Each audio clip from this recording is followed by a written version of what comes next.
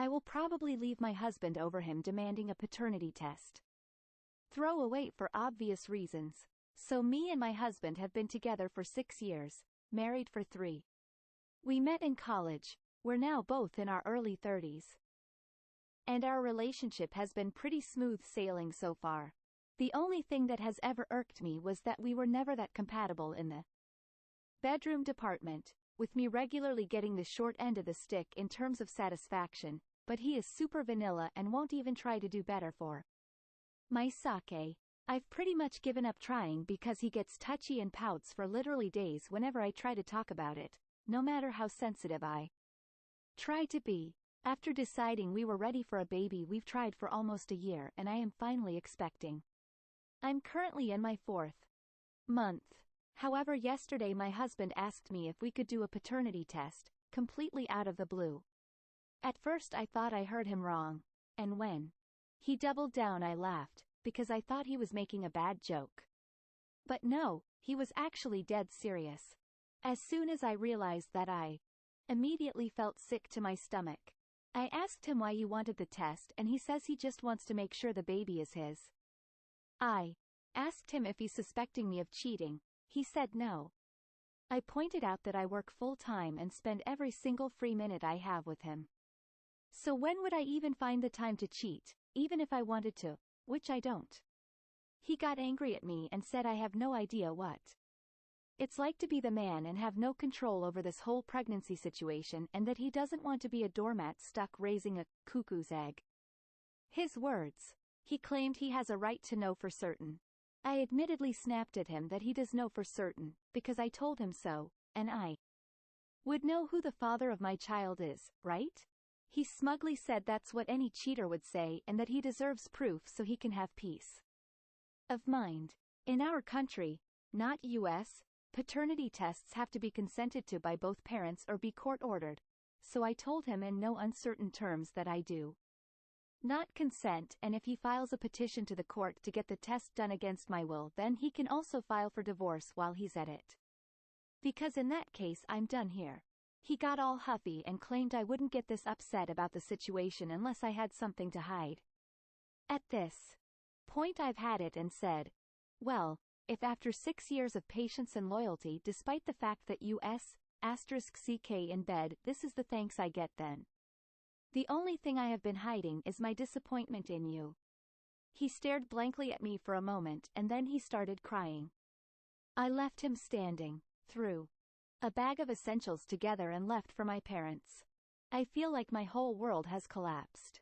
My mom is trying to play mediator and has spoken to him in the meantime. She told me that he is very hurt by my comment and he wants me to apologize for that at the very least as a way of meeting him in the middle. On the one side, I know what I said was said out of spite and was way below the belt. But on the other hand, I feel absolutely justified to have finally said it out loud after tiptoeing around his feelings for years while neglecting my own needs. In this relationship, I'm more and more sure I don't even want to go back. I'd rather be a single mom than coddling his insecurities one day longer. Thanks for reading. I just needed to vent. He knows he doesn't please you sexually, so he assumes you've gone elsewhere because who would stick around for the kind of treatment you've been receiving? Even he realizes this. It's not a question in your mind because you know you've been monogamous. It's been horrible, but you stuck by him. He is not confident in himself. In fact, I would go as far as to say he is a complete mess emotionally. This man needs therapy. Now, regardless of whether you go back or not, I don't know what I would do because I don't know him. I might say I would be willing to try if he would go into therapy himself. And with you as a couple. His insecurities are ruining his life. Edit. Thanks kind Redditors for the awards and comments. If he refuses to even try to please you in bed after 6 years and instead sulks or gives you the silent treatment, he's not husband material. I understand your frustration. I've been there with selfish partners who only cared about their pleasure and couldn't be bothered to learn what turned me on. 6 years of solo orgasms is too much to expect of anyone in a relationship. Especially when your partner is clearly so emotionally immature. Was your comment below the belt? Sure. Was it true? Also yes. Do you owe him an apology? I'm gonna say no. You're allowed to be angry at him after 6 years of neglect. If the truth hurts, maybe he should have listened to you when you tried to communicate your needs.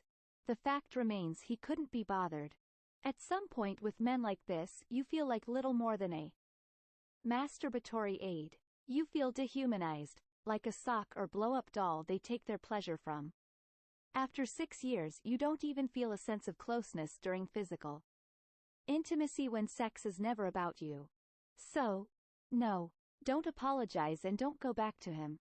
He has issues he needs to work on, and if you do go back, I guarantee he's going to want you to hold his hand through all of it, because he thinks he's a victim. Fuck that and fuck him, though not literally. Don't subject yourself to his awful rutting even once more. Ask him for an STD test before he can touch you again. You know, you just want to be sure. From your description, his head would explode. You aren't accusing him of anything. You just need to be sure he doesn't have anything. That is basically what he did to you. ETA? Wow. I didn't expect such a reaction to my comment. Thank you for the awards.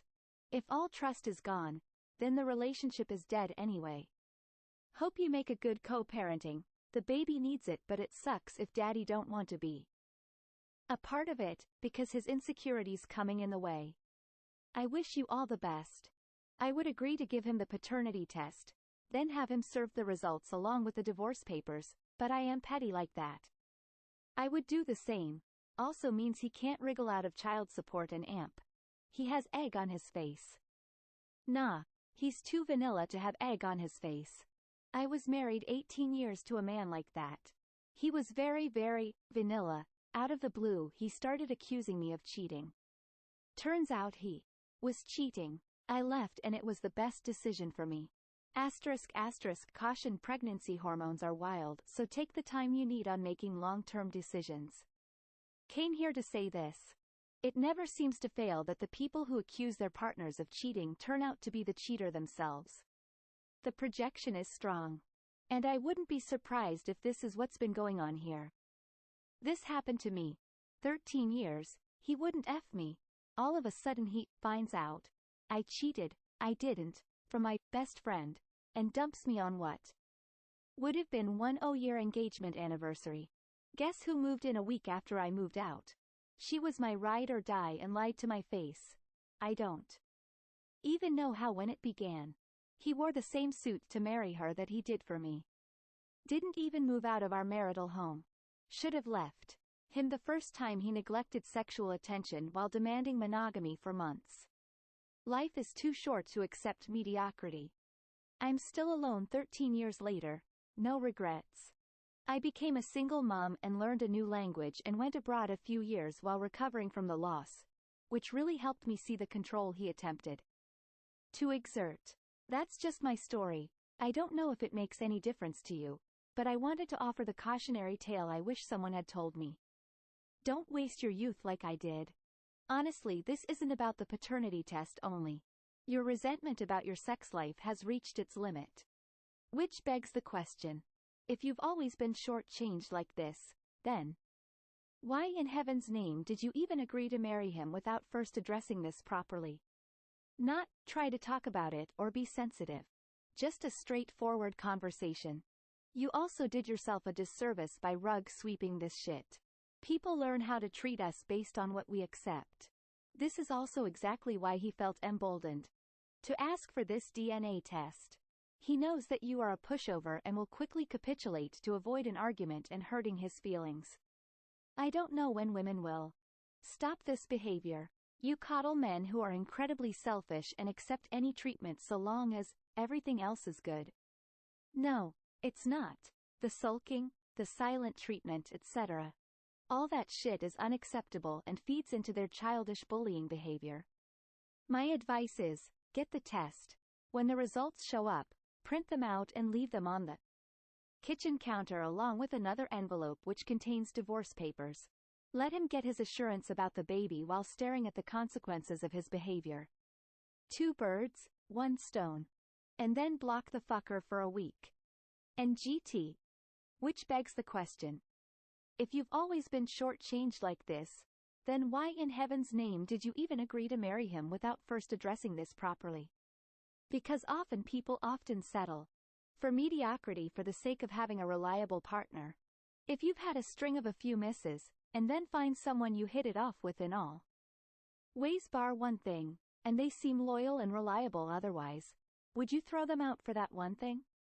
Dating is a pita and finding decent people isn't easy, so most people are reluctant to go back to it over one fault, especially when we know everyone is flawed on some level, ourselves included. The problem here is that she's ignored a more serious flaw behind the bedroom issues. Settling for a partner who is mediocre in bed is fine. Settling for someone who doesn't even try to do anything to please you at all and is so insecure you can't even discuss the issue is a whole other kettle of fish.